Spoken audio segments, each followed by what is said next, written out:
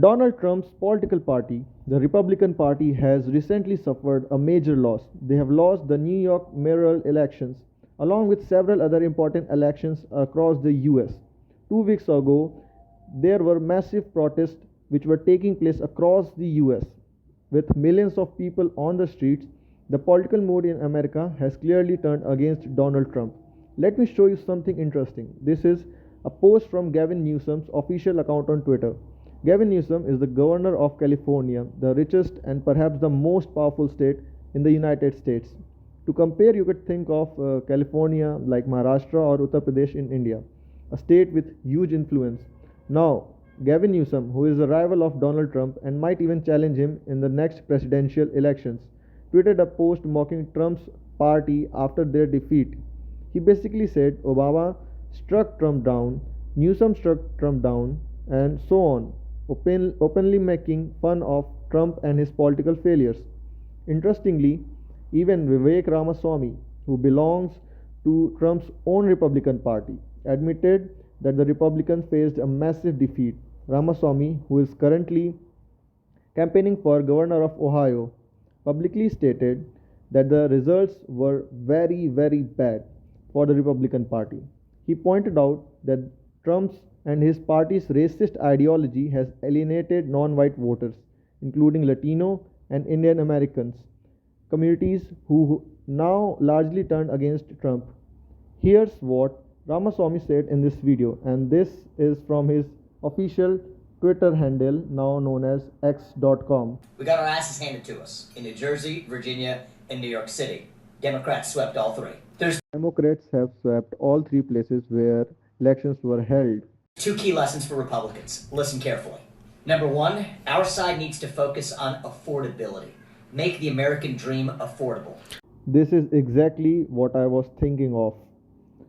Inflation in the US is rising. Even Ramaswamy is now acknowledging that affordability must become a priority.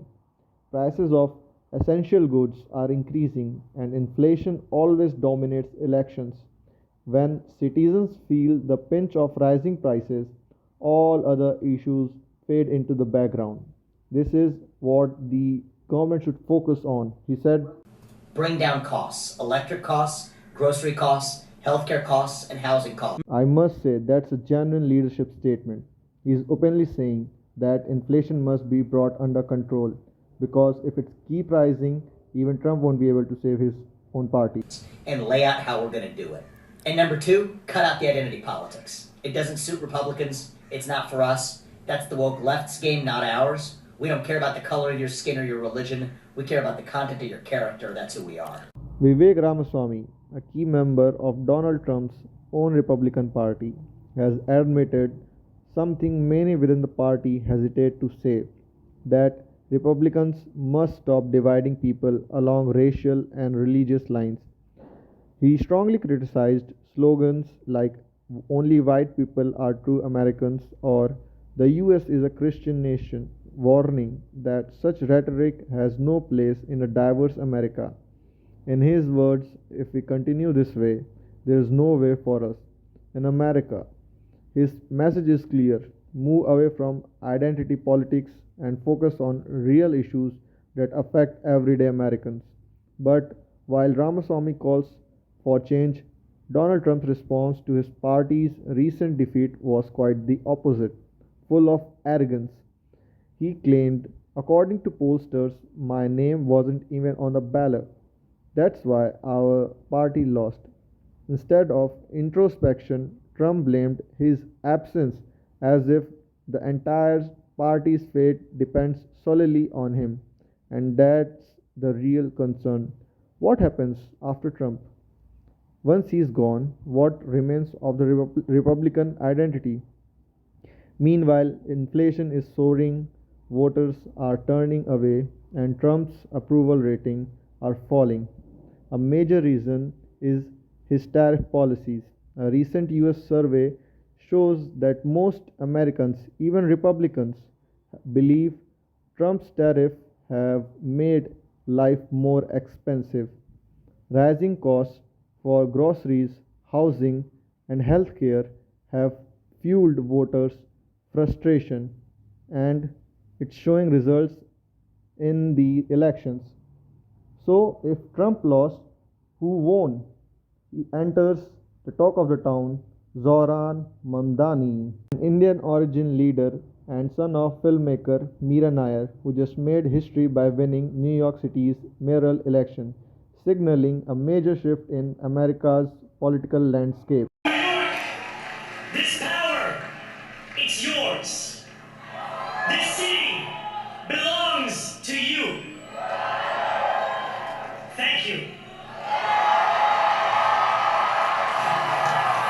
Arguably the most famous city in the world, winning New York's mayoral election at a time when Trump claims high popularity and a strong economy is a massive achievement. And at the end of his victory speech, listen to the music in the background.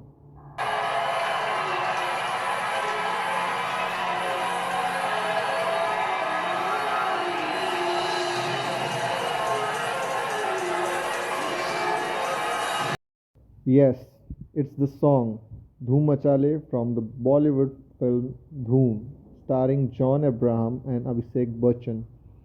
Zohran Mamdani, who speaks both Hindi and Urdu, deliberately used Bollywood songs and Hindi phrases in his campaign to connect with Indian American voters in New York. Here's an excerpt from one of his campaign ads. और बहनों, इस election में सिर्फ 20 दिन बचे हैं और choice मेरे और एंड्रू कोमो के बीच में है। अगर आप पहली बार इलेक्शन के बारे में जान रहे हैं तो ये है जो एंड्रू कोमो ऑफर कर रहा है। आज मेरे पास बिल्डिंग है, प्रॉपर्टी है, बैंक बैलेंस है, बंगला है, गाड़ी, क्या है तुम्हारे पास? आपकी वजह से हमने $8 मिलियन रेज किया है। 6 लाख से ज्यादा दरवाजे खटखटाए हैं और बस इतने करीब है इस शहर का पहला साउथ एशियन मेयर बनाने के लिए। पर बात ये नहीं है कि मैं क्या बनूंगा, बात ये है कि मैं क्या करूंगा हमारे कम्युनिटीज के लिए और हर एक न्यूयॉर्कर के लिए। मैं हमारे शहर को अफोर्डेबल बनाऊंगा। न्यूयॉर्कर्स मुश्किल से अफोर्ड कर रहे हैं रोटी, कपड़ा और मकान। मैं ये सब बदलने के लिए लड़ रहा हूँ। Rent free buses, universal child care और सस्ती ग्रोसरीज के जरिए। पर आपको एक सवाल पूछना चाहता हूँ, तुमने कभी किसी को वोट किया?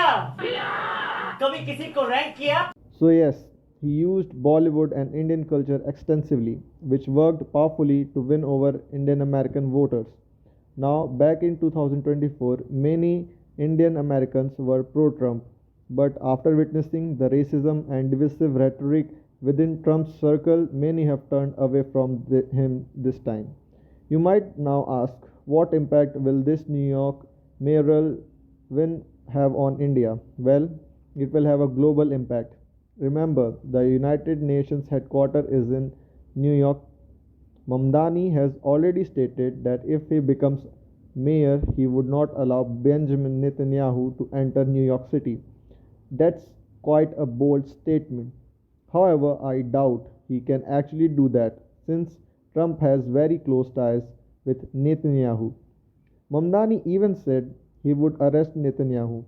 We'll have to see how that plays out. He is also a strong critic of Indian Prime Minister Narendra Modi. So Modi must be thinking, on one side there's Trump, on other Mamdani. No wonder Modi might choose to stay away from New York for a while. But for now, these US election results raise a big question. Will the Republican Party finally convince Trump to end his tariff wars and compromise on trade deals? Because if not, the 2026 midterm elections could bring another crushing defeat, and by 2028, once Trump retires, the Republicans might be left without any leader to hide their failed policies behind. And one last interesting thing, India's growing presence in US is undeniable. We saw that in New York through Mamdani's campaign, his references to Indian culture, even his quoting of Jawaharlal Nehru in his victory speech, which he gave here. Standing before you, I think of the words of Jawaharlal Nehru.